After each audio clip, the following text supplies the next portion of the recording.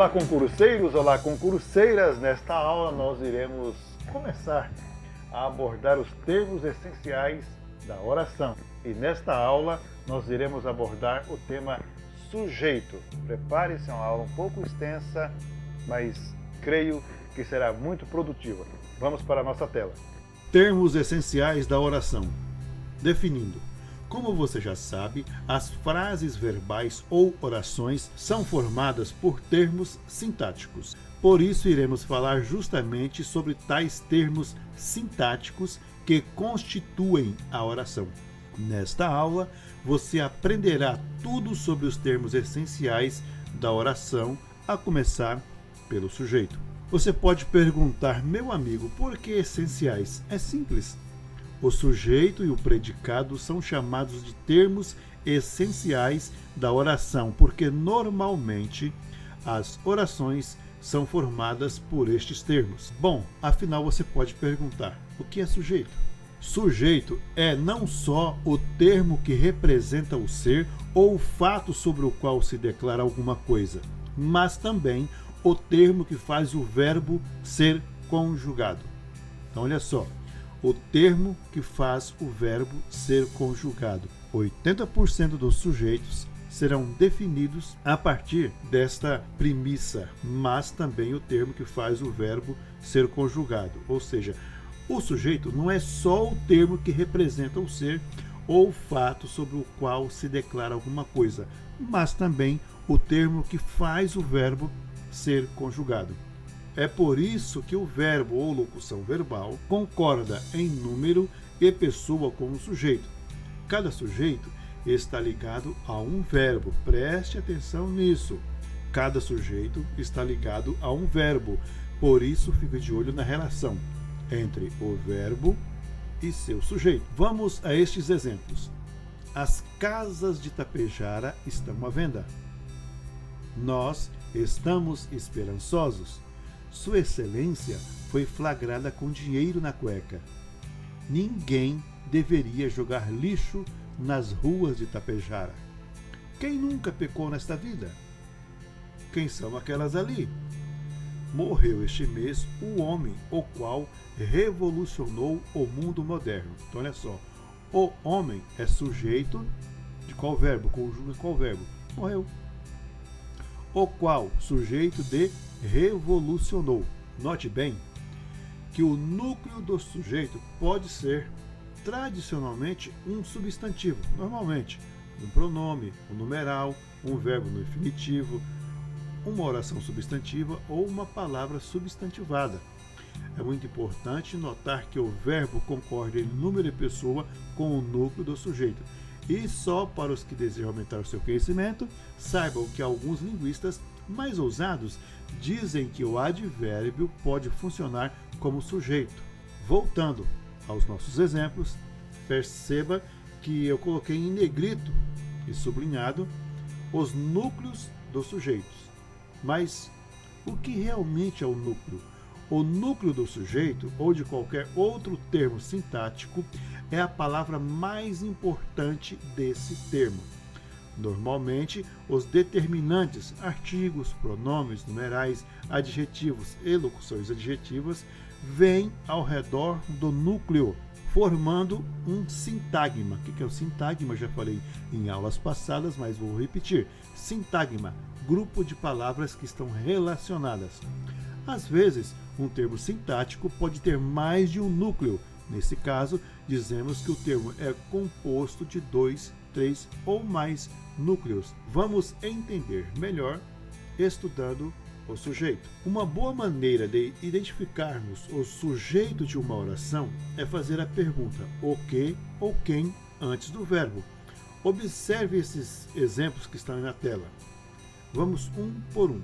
As casas de Tapejara estavam à venda. O que estavam à venda? As casas de Tapejara.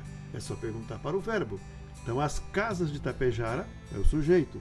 O núcleo desse sujeito, casas. Nós estávamos esperançosos. Quem estavam esperançosos? Nós. Sua Excelência foi flagrada com dinheiro na cueca. Pergunte ao verbo. Quem foi flagrado com dinheiro na cueca? Resposta: Vossa Excelência ou Sua Excelência. Quem nunca pecou nesta vida? Sujeito: quem? Neste caso aqui específico, quem nunca pecou nesta vida? No caso de pronome, neste exemplo, no caso de pronome interrogativo funcionando como sujeito, é muito fácil identificar esse sujeito. Você troca o quem e coloca o nome de alguém. João nunca pecou nesta vida. Na hora que você trocou, você acaba descobrindo quem é o sujeito. Quem são aquelas ali? É só perguntar, quem são? Resposta: aquelas. Morreu este mês o homem o qual revolucionou o mundo moderno. Quem morreu este mês? O homem. Então, o sujeito do verbo morreu, o homem, o qual revolucionou o mundo moderno. Quem é o sujeito de revolucionou? O qual? 2 dos meus amigos passaram na prova do vestibular. Perguntinha para o verbo. Quem passou na prova do vestibular? 2 dos meus amigos. Ler nunca deixou de ser uma prática das pessoas inquietas. Vamos novamente perguntar para o verbo. O que nunca deixou de ser uma prática das pessoas inquietas? Ler. Então, ler é o verbo. Está um pouco amarelado o branco dos olhos dela. O que está um pouco amarelado? O branco dos olhos dela. Só um grande detalhe aqui. O branco dos olhos dela. O branco, em princípio, não é sujeito e nem substantivo. Só que este o, que é artigo, está substantivando branco, tornando-o sujeito. Quem não tem cão, caça com gato. É só perguntar o verbo. Quem caça com gato? Quem não tem cão. Então, quem não tem cão é o sujeito desta oração. Fique esperto em algo que cai direto em prova. Inversão do sujeito. Olha só. Agradou-me desde ontem pela manhã, quando ele me havia ligado. O fato de uma pessoa amiga ao meu lado em situações difíceis. Dica para encontrar este sujeito. É só perguntar: o que me agradou desde ontem pela manhã, quando ele me havia ligado? Resposta: o fato de ter uma pessoa amiga ao meu lado em situações difíceis. Dica de irmão: as bancas adoram trabalhar questão com sujeito deslocado. Tira ele da ordem direta. Por isso, quando tiver na ordem indireta, coloque na ordem direta. O fato de ter uma pessoa amiga ao meu lado em situações difíceis agradou-me. Não confunda sujeito deslocado com objeto direto, que mais para frente nós iremos falar. Bom, já temos uma boa noção do que é sujeito, vamos classificá-lo. Tipos de sujeito. Sujeito simples. Sujeito simples apresenta somente um núcleo explícito, ou seja, algo explícito é aquele que a hora que você olhou para a frase já está ali. Alguém mudou-se para Tapejara. Quem é o sujeito? Sujeito é alguém. É só perguntar para o verbo. Quem mudou-se para Tapejara? Alguém. Quem foram os beneficiados pelo projeto esportivo? É só perguntar para o verbo. Quem foram os beneficiados? As despesas das casas de praia e de campo ficaram por minha conta. Está bem destacado as despesas. Mas meu amigo, minha amiga, muito cuidado. Primeira coisa que vocês têm que prestar muita atenção. Há determinadas construções de sujeitos simples tão grandes que dentro delas há outros termos exercendo outras funções sintáticas, como adjuntos adnominais. Inclusive, outras orações dentro do próprio sujeito, como orações adjetivas. Mas não se preocupe, é o chamado sujeito complexo para certos gramáticos, como Eduardo Carlos Pereira e outros gramáticos. Você deve sempre observar o núcleo do sujeito e a relação dele com o verbo da oração. Olha só, vamos a um exemplo aqui, mesmo que não está na tela. A mulher foi espancada pelo marido e resolveu denunciá-lo. Só há um núcleo do sujeito, ou seja, mulher. Por isso o verbo está no singular. A mulher que foi espancada pelo marido resolveu denunciá-lo. Item 2 que vocês devem ficar muito muito espertos quanto ao sujeito simples. Há ainda sujeitos simples em frases nas quais dois ou mais termos são ligados pela conjunção e, mas equivalem a uma ideia só, formando uma expressão. Note que o verbo fica no singular. Ordem e progresso faz parte de nossa bandeira. Então, ordem e progresso, apesar de ser dois termos, estão ligados por uma conjunção aditiva e, são dois termos, mas um núcleo só. Tanto é que o verbo faz está no singular. Sujeito oculto apresenta um núcleo implícito. Implícito é aquele núcleo do sujeito que, quando você olha para a frase, você não vê. Você tem que entender esta frase, ver exatamente qual que é a mensagem que está trazendo para você encontrar este sujeito oculto. Ele pode ser elíptico, mas facilmente identificável pelo contexto ou pela desinência do verbo. Na verdade, o que mais entrega o sujeito oculto é a desinência do verbo. Por isso, esse tipo de sujeito é chamado de oculto, porque ele não emerge só naquela primeira lida, né? Implícito, porque você depende desse contexto. Ele é elíptico. Desinencial, porque quem mais vai entregar ele é o que? A desinência do verbo. Vamos a alguns exemplos. Não consigo deixar as responsabilidades de lado. Quem não consegue? Eu. Está escrito eu? Não, não está. Por isso ele é oculto. Percebe-se isso pela desinência do verbo deixar. Escondeste minha bolsa? Fica fácil perceber que o sujeito oculto é o tu, pois a desinência, a terminação do verbo é da segunda pessoa do singular, ou seja, tu. Mas, muito cuidado. Se o verbo vier no imperativo, o sujeito normalmente vira implícito. Neste exemplo, nunca mais esconda a minha bolsa. Então, neste imperativo, o sujeito ficou implícito, escondidinho aí. Quem? Está falando com quem? Você. Você, ó, nunca mais esconda a minha bolsa. Sujeito composto. É composto por quê? Porque apresenta mais de um núcleo explícito. Agora, não é nada implícito, não é nada oculto, não é nada desinencial. Agora, o sujeito composto apresenta mais de um núcleo explícito. Vamos aos exemplos. Minha chave, minha bolsa, minha moto foram roubadas. Olha só, eu tenho minha chave, minha bolsa, minha moto. Nós temos 3 sujeitos e 3 núcleos. O que está grifado é exatamente o núcleo de cada sujeito. Chave, bolsa e moto.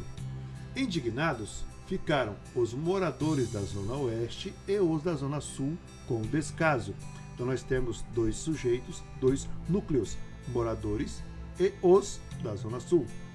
Tanta a felicidade como a tristeza são estados de espírito. Então nós temos felicidade e tristeza, 2 núcleos bem explícito, está na cara. Mas mesmo assim, muito cuidado. Há alguns casos em que o sujeito composto não leva o verbo ao plural. Vou citar apenas 3 agora, portanto, pois trataremos melhor do assunto mais à frente em concordância. Se o sujeito composto vier depois do verbo, olha só, preste atenção, se o sujeito composto vier depois do verbo, este pode concordar com o termo mais próximo, ficando no singular.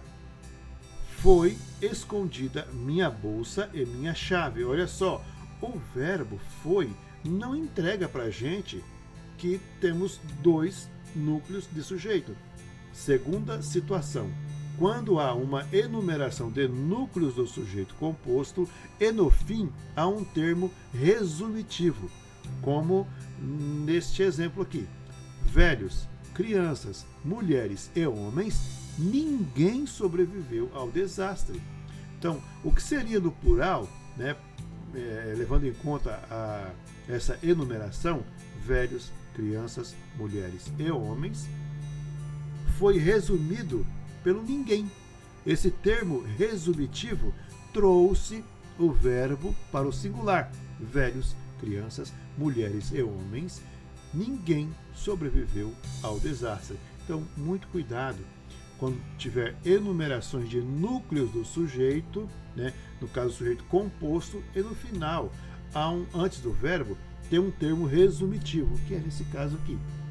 Então, só para finalizar aqui, o verbo concorda com o termo resumitivo e não com os núcleos compostos dos sujeitos, velhos, crianças, mulheres e homens, ok? Terceiro detalhezinho que eu quero trazer para vocês: quando os núcleos do sujeito designam a mesma pessoa ou coisa, tá? Olha só, neste exemplo aqui, morre o mais famoso escritor, cantor e compositor brasileiro aos 70 anos. Então, esses núcleos desse sujeito, por estar designando a mesma pessoa, o verbo acaba sendo no singular.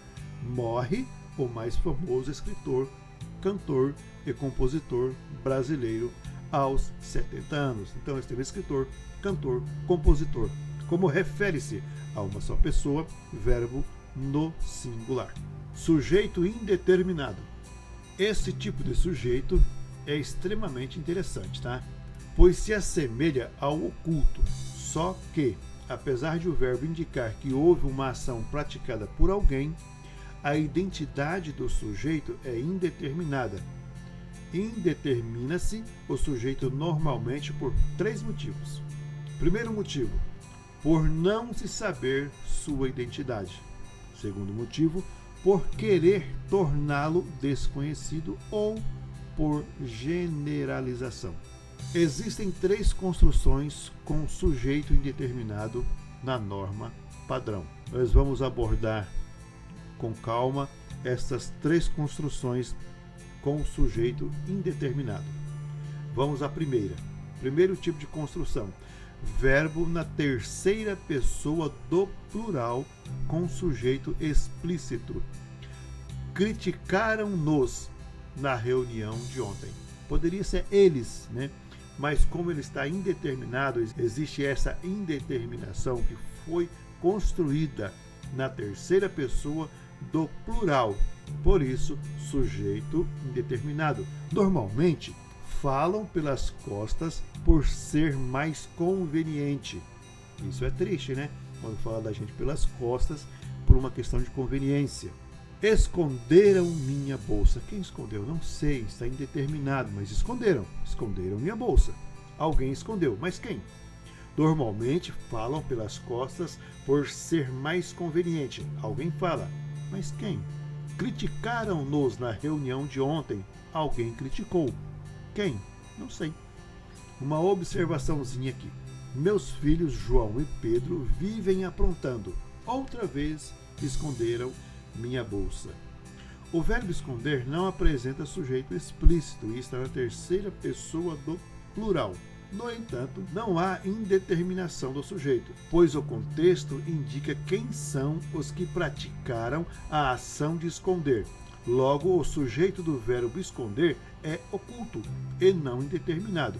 Fique esperto quando aparecerem essas coisas, essas pegadinhas que a dona banca adora fazer com os candidatos. Segunda construção com sujeito indeterminado. Verbo de ligação intransitivo, transitivo direto, seguido de preposição. Lembra que eu falei lá nas nossas primeiras aulas para que vocês decorarem, passassem para o coração, decor as preposições? Nós sempre vamos usá-las. Então, olha só, na terceira pessoa do singular, mais partícula de indeterminação do sujeito, C. Essa partícula C indetermina, indicando uma ideia de generalização ou indefinição. Vamos aos nossos exemplos. Só se é feliz neste lugar por causa de vocês. Quem é feliz? Todos que são de lá? Será? Então existe essa indeterminação. Vive-se bem em Tapejara. Quem vive bem? Todos. Tratava-se de doenças gravíssimas naquela clínica. Quem tratava? Alguém. Louva-se a Deus em Tapejara. Quem louva a Deus? Todos que moram em Tapejara? existe essa indeterminação em razão dessa partícula de indeterminação do sujeito ser. Se é, vive-se, tratava-se, louva-se. Então essa partícula ser, ela está aí para indeterminar o sujeito. Terceiro modo de construção do sujeito indeterminado. Verbo no infinitivo pessoal. Olha só, para conquistar sua confiança é necessário trabalhar arduamente. Para quê? Para conquistar sua confiança. É necessário esse alguém trabalhar arduamente. Já na outra frase, por exemplo, nós estamos destinados a passar na prova. Apesar de o verbo não estar flexionado, ele tem pessoa, ele tem sujeito. O sujeito oculto de passar tem como referente o sujeito de estar, isto é, nós. Oração sem sujeito ou sujeito inexistente. As orações sem sujeito sempre apresentam verbos impessoais, os quais, por sua semântica, não apresentam um sujeito promovendo a ação verbal. Nós lá no começo apresentamos que o sujeito tem como primícia conjugar o verbo. Só que no caso das orações sem sujeito, os verbos são impessoais. Sendo assim, não apresentam um sujeito promovendo a ação verbal. E estes verbos são, na sua grande maioria, usados na terceira pessoa do singular. Vamos a alguns exemplos. Quando for usado o verbo haver com sentido de existência, ocorrência ou tempo decorrido. Havia poucas pessoas aqui. Existiam poucas pessoas. Houve duas confusões ali, ou seja, ocorreram duas. Abandonei o cigarro há 3 meses, ou seja, faz 3 meses que abandonei o cigarro.